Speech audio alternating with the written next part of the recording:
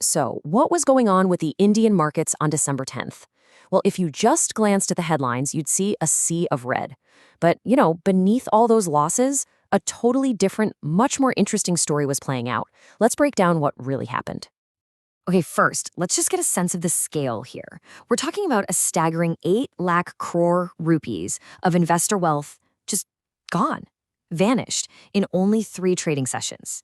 Now, a loss that massive, that fast, it really makes you ask one thing, right? What's going on here? Is there something fundamentally wrong with Indian companies? Is the economy in trouble? Or is there something else, something bigger, pulling the strings? That is exactly what we're going to figure out. To get our answers, we have to start with the big picture. Let's get a quick snapshot of the entire market on a day that was pretty much defined by one word: caution. The main numbers tell a pretty clear story, right? Both of India's big benchmarks, the Sensex and the Nifty 50, they both closed down for the day. And here's the interesting part. Notice how they fell by the exact same percentage, 0.32%. That's a huge clue that this was a really broad, coordinated downturn among the country's biggest companies. But here's the thing. The story doesn't just stop with the giants. In fact, if you start looking beyond those top 50 or so companies, the picture actually gets a little bit worse. And here you can see just how much worse. The MidCap index, which tracks all those medium-sized companies, it fell over 1%. That's more than 3 times the drop of the main indices. The small caps also took a pretty big hit. So this tells us that the nervousness wasn't just at the top. It was something that was felt pretty much across the entire market.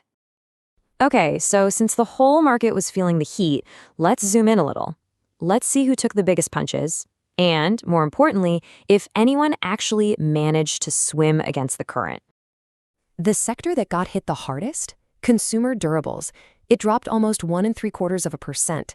We're talking about things like appliances, electronics, the stuff people tend to put off buying when they're feeling a bit unsure about the economy. The tech-heavy IT sector and public sector banks, they also saw a lot of selling pressure. But it wasn't a complete washout. Even on a really down day, you can always find these little pockets of strength. The metal and media sectors, surprisingly, actually managed to end the day in the green. It seems like investors saw them as a relatively safer place to park their money. And of course, within those losing sectors, you had some real heavyweights taking a beating. Huge names in telecom and IT were basically acting like anchors, helping to drag the entire market down with them. On the flip side, though, a few key stocks completely defied the trend. You had companies in the metal sector, along with some of those classic defensive players in healthcare and consumer goods. They all found favor with investors and actually ended the day on a high note. Now here's where the story gets really interesting. Because while all of this red was splashing across the screens, a completely different narrative was unfolding in the corner of the market for brand new listings. And honestly, it was a blockbuster. This is such a powerful reminder that the market is never just one single thing. Even as all these established big-name players were falling, the appetite for something new, something exciting was incredibly strong.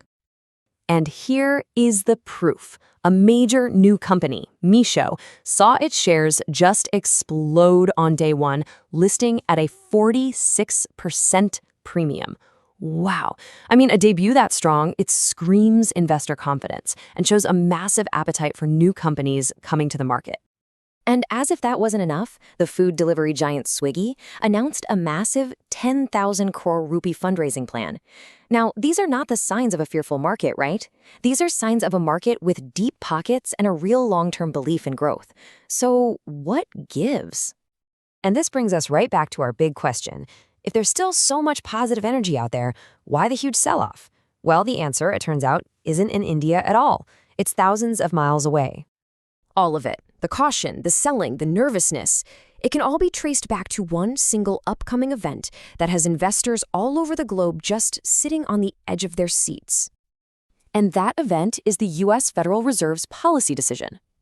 Because the Fed is America's central bank, its decisions on interest rates send ripples across every single market in the world. For India, this is a really big deal. A change in U.S. rates can sway foreign investment and mess with the rupee's value. Basically, higher rates can cool an economy down, while lower rates can fire it up. Now, here is the absolute key to understanding everything. The market isn't just waiting, it's expecting a very specific outcome, a 25 basis point rate cut. That's 0.25%. Investors have already factored this good news into their plans. So the selling we've been seeing, it's not panic, it's just caution. It's investors trimming back a little, just in case there's a surprise. So that really sets the stage for what comes next, doesn't it? The entire market is essentially in a holding pattern, just waiting for the Fed to finally make its move. So the big takeaway here is this. The market's recent slide isn't really a judgment on the health of Indian companies right now. It's a bet on a decision that's being made in the US tomorrow. That 8 lakh crore that vanished, you could say that's just the price of uncertainty. And that leaves us with the final multi-trillion-dollar question. The market has positioned itself for good news. It's betting on that rate cut. But what happens if the Fed doesn't deliver? What happens if the market has placed the wrong bet?